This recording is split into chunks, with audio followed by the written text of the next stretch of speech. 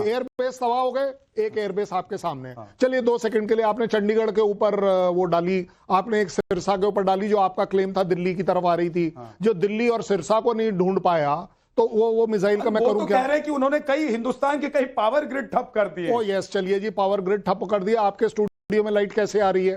आप दूर मत जाइए, लाइव एग्जांपल्स लेके चलते। अच्छा, मुझे ऐसा लग रहा है शैलेंद्र सर कि पाकिस्तान में जो कुछ हुआ है ना, पाकिस्तान में जितनी तबाही मची है, जो कुछ हुआ है, पाकिस्तान ने सोचा कि भाई अब हम ये रोना तो रो नहीं सकते हैं दुनिया के सामने, आंसू तो नहीं दिखा सकते हैं, तो एक काम करते हैं ना, इधर की बातों को उधर डाल देते। 13 में से कोई एक एयरफील्ड पर उनका एक जवान खड़ा हुआ दिखा दो, मैं उसी को इज्जत दे दूंगा कि यहां पर कुछ नहीं हुआ।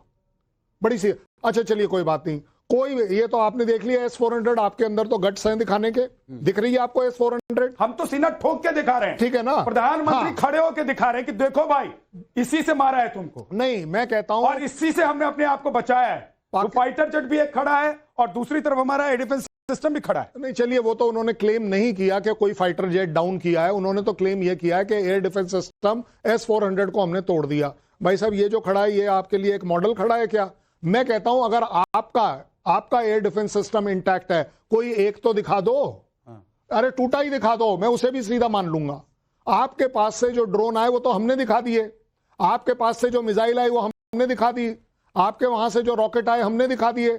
आप एक काम करिए, एक टीम भेज दीजिए पाकिस्तान से, हम उनको भी दिखा देते हैं। मैं तो कह रहा हूं अपने यहां पर भी कोई 2-4 लोग जो कुछ उल्टी सीधी बात कर रहे हैं, उन्हें बोल दीजिए कि चलिए जी हमारे साथ पाकिस्तान चलते हैं, 13 एयरफील्ड की सैर करके आते हैं।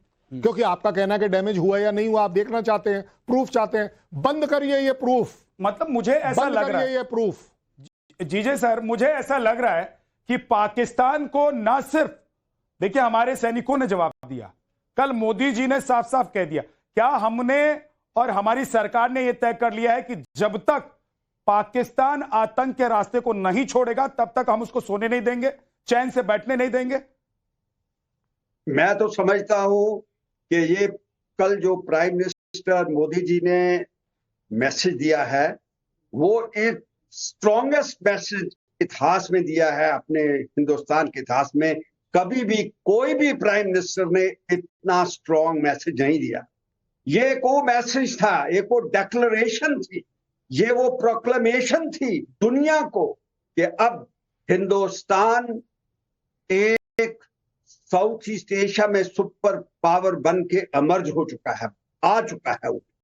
और साथ में मैं ये भी कहूंगा कि जिस तरह ने उन्होंने उजागर की है कुछ चीजें, जैसे कि अब टाइम हो चुका है हमें दूसरों को बताने के लिए कि हम आत्मनिर्भर हैं। जब डिफेंस प्रोडक्शन, डिफेंस इंडस्ट्री की बात होती है तो हम हर कोई चीज जो पैदा करते हैं अपने देश के अंदर वो यूज करते हैं, और अब तो हम एक्सपोर्ट भी करना शुरू कर दिया है। फिर तीसरी बात जो उन्होंने कहा, खून और पानी जो है वो दोनों नहीं इकट्ठे जो है फ्लो करेंगे, जब बहेंगे।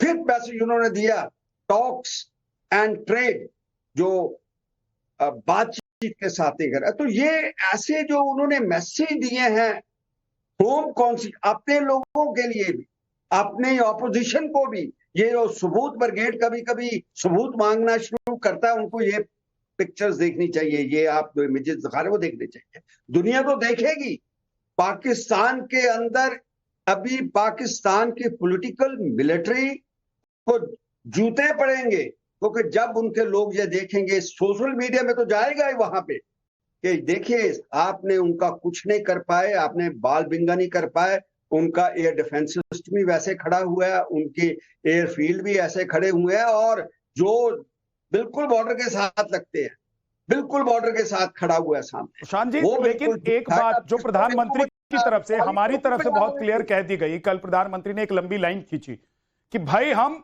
आतंक को बर्दाश्त नहीं करेंगे। ये वक्त युद्ध का नहीं है, लेकिन ये वक्त आतंक को बर्दाश्त करने का भी नहीं है, और आतंक को सपोर्ट करने वालों को भी बर्दाश्त नहीं करेंगे। लेकिन आपको लगता है कि जो अपनी सामरिक शक्ति आतंक को ही समझे वो देश आतंक को छोड़ देगा? देखिए, मैं अगर आपको सही बताऊं, ये जो आतंकी देश है इसकी जो मानसिकता है वो जिहादी है, वो जिहाद कर रहे हैं। अभी इतना उनका ये सवाल नुकसान मेरा किया। सुशांत जी से था सर, मैं वापस आपके पास आऊंगा सर। सुशांत जी। जी। नहीं यार, मैं नहीं समझता कि वो उस देखिए, आपको समझना चाहिए ये आतंकवाद करवाना ना एक नशा होता है। और पाकिस्तान की फौज ने, अच्छा पाकिस्तान ने की फौज ने ना अपनी जो इमेज बनाई है, अपनी जो छवि बनाई है अपने लोगों के बीच में, वो बनाई है कि हम दुनिया की सबसे बेहतरीन फौज हैं। अब जब कुटाई होती है तो वो नहीं सहन किया जा सकता, तो इसलिए उन्होंने ये जिहादी विहादी पाले हुए हैं और ये एक नशा है इनका। तो एक तो ये फैक्टर है। अब लेकिन हुआ अब ये है कि क्योंकि अब भारत का ये अब पॉलिसी बन गई है कि अब हम सिर्फ आतंकियों के नहीं, उनके आकाओं को भी टारगेट करेंगे। अगर आप उनका समर्थन करेंगे तो आप भी अब हमारी लिस्ट में आ जाए, बंदूक के सामने आए, ठीक है ना। तो अब इनके लिए जो कॉस्ट एस्केलेशन हुआ है, जिस तरीके से आपने इनके लिए जो इनको दंडित करने का जो आपने तरीका निकाला है, वो अभी कुछ दिन के लिए चुप रहेंगे। अब मैं आपको बता देता हूं पाकिस्तानी क्या करेगा। उनने देखा कि यार हिंदुस्तान आया है, हिंदुस्तान ये टेक्नोलॉजिकल एडवांसमेंट है, इंडिया का जो इलेक्ट्रॉनिक वॉरफेयर सिस्टम्स या एयर डिफेंस सिस्टम्स हैं वो इतने पुख्ता है कि हम कुछ भी नहीं, हमने इतना कुछ फेंका और कुछ भी नहीं गया आगे। अब वो पहले 1.5, 2, 3 साल लगाएंगे, चीनी माल तुर्की माल खरीदेंगे, इनके जर्नैल जो है कमीशन लेंगे, ये कुछ और बंगले शंगले बनाएंगे दुबई शुबई में, ये सब कुछ होगा अगले 3-4 साल।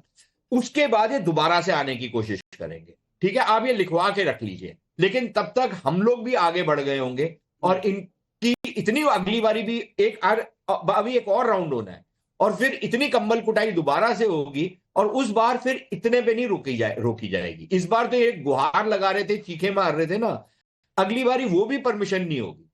तो आप समझिए कि ये हालात जो हैं अभी बिल्कुल और तीव्रता की तरफ जाएंगे, अभी ये सुधरेंगे नहीं। और इसीलिए जब प्रधानमंत्री कहते हैं कल कि ये ऑपरेशन जो है अभी हमने खत्म नहीं किया, उसका एक मतलब है। दूसरा, जो प्रधानमंत्री ने जो अपना एक डॉक्ट्रिन दे दिया है कि हम आतंकवाद नहीं सहन करेंगे, हम आपका न्यूक्लियर ब्लैकमेल नहीं सहन करेंगे, हम आपकी पिटाई करेंगे और पानी और खून इकट्ठा नहीं बहेगा। और ये पानी और खून का संदेश पाकिस्तान के लिए भी है और उनके जो बगल बच्चे बन रहे हैं ना, ये बांग्लादेशी जो फुदक रहे हैं पागलों की डडुओं की तरह, अभी इनके ऊपर भी ये आएगी बात। ठीक है, ये इनको भी जो बता रहे हैं ना, जो डॉक्ट्रिन की बात, मैं आपको बड़ी जिम्मेदारी से कह रहा हूं, कहीं पर भी आप इवेलुएट करवा लीजिएगा। दुनिया का वर्ल्ड रिकॉर्ड है कि कल 8 बजे से लेकर 8 बजे के 21 मिनट के ऊपर 21 मिनट में आपने डॉक्ट्रिन लिख दिया एक नया, अपने देश के लिए, अपनी फौज के लिए। लोग डॉक्ट्रिन के ऊपर पहले डिस्कस करते हैं, फिर ढूंढते हैं, फिर लिखाई पढ़ाई करते हैं, उसे करेक्शन करते हैं। यहां 20 मिनट में एक देश ने एक अपना नया डॉक्ट्रिन लिखकर डिक्लेयर कर दिया। डॉक्ट्रिन्स डिक्लेयर जनरली नहीं करे जाते, पढ़े जाते हैं। यहां पूरे देश को, पूरी दुनिया को एक डॉक्ट्रिन स्ट्रेट अवे दे दिया है कि आतंक और आतंक के साथ खड़े हर आदमी को आतंकवादी माना जाएगा और इसे डिस्ट्रॉय करने की हमारी पॉलिसी आज और आज से आगे ऑपरेशन सिंदूर में चलती रहेगी। एक बात और हमने क्लियर की है क्या शैलेंद्र सर, कि भाई हम आतंक के खिलाफ तो हैं ही, लेकिन पीओके जो हमारा है, जिस पर जबरदस्ती तुमने कब्जा किया था, अब अगर बात करोगे तो हम उसी पर बात करेंगे। अगर तुम हमसे बात करना चाहते हो, टेबल पर आना चाहते हो, तो पहले तय करो कि आतंक के खिलाफ बात करोगे, तय करो कि पीओके वापसी के लिए बात करोगे। यह मैसेज सीधे सीधे पूरी दुनिया के लिए है, यह मैसेज पाकिस्तान के लिए है कि इंडिया बात करने में विश्वास रखता है, लेकिन हम बात अपनी टर्म्स एंड कंडीशन पर करेंगे। हमारी आपके साथ सिर्फ 2 चीजों पर बात है और वो दोनों चीजें हम आपके सामने खुला रख रहे हैं। अब मुझे ये नहीं पता कि इसमें कितने बड़े प्रेसिडेंट को कितना बड़ा थप्पड़ लगने वाला है, वो अपने आप गेज कर ले, क्योंकि आप सब के सब ये सोचें कि आप हर चीज में टांग अड़ाएंगे तो भाई साहब, टांग अड़ाना आपकी मर्जी है, लेकिन बात सिर्फ इन 2 चीजों पर होगी और वो है टेररिज्म और पीओके। और पीओके में भी बात सिर्फ इस बात पर होगी कि वो किस तरह से मेरे पास वापस आएगा। बात खत्म। मेस्टर सर, लेकिन क्या आपको लगता है कि पाकिस्तान इन दोनों मुद्दों के लिए कभी बात करने के लिए टेबल पर आ भी सकता है? देखिए, पाकिस्तान मेरे को तो नहीं लगता इन दोनों मुद्दों पे आएगा, लेकिन अभी जो हमारी स्थिति है वो बहुत अच्छी है। हमने इनको हर कोने से कॉर्नर करके रखा हुआ है और अब मेरे को लगता है कि अगर ये नहीं मानते हैं, क्योंकि अभी जैसे ये ऑपरेशन सिंदूर अभी तक जारी है, खत्म नहीं हुआ है, तो प्रेशर बनाने के बहुत तरीके हैं। इनको घुटनों पे तो हम ही लेके आए हैं। इनका डीजीएमओ ने कॉल किया, ये ट्रंप का बार बार प्रेस कर रहे हैं। प्रेसिडेंट ट्रंप का जीरो रोल है, वो तो ऐसे ही कुछ भी स्टेटमेंट देते रहते हैं। ये बेसिकली लड़ाई हारे हैं और शरेआम हारे हैं। इनके प्राइम मिनिस्टर ने खुद एक्नॉलेज किया है कि इनकी कितनी डैमेज हुई है। खुद बोले कि मेरे हथियारों का जिक्र, एम्यूनिशन, हमारे इतने 35 से 40 जवान मर चुके हैं, इतना डैमेज हुआ है, हमारे इतने एयर बेसिस पे नुकसान हुआ है। प्राइम मिनिस्टर ने खुद इसको एक्नॉलेज किया है। तो मेरे को ख्याल तो ये तो उसने खुद एक्नॉलेज कर दिया है। तो कहने का मतलब है ये जो पाकिस्तान है, ये इनका स्टेटेड पॉलिसी है टेररिज्म। इनका देखिए दिमागी हालात ही यही है कि सिर्फ इसी को ये चाहते हैं। इनका दिमाग बुखला गया है। ये आप 1948 से आज तक देखिए पाकिस्तान ने क्या किया, हमेशा हिंदुस्तान पे हमला किया है। एंड में क्या होता है, हर लड़ाई में पिटते हैं। 93,000 सोल्जर इनके हमने कैदी लिए थे। जो इतनी बार पिटकर भी नहीं सुधरा, लेकिन जो इतनी बार पिटकर भी नहीं सुधरा, क्या वो आज या कल दो, देखिए एक तो ये तस्वीरों के जरिए प्रधानमंत्री ने पूरी दुनिया को आज दिखाया है कि भारत कैसे एकदम सामने खड़े होकर, सीना चौड़ा करके और आपके आमने सामने खड़े होकर जवाब देने में विश्वास रखता है।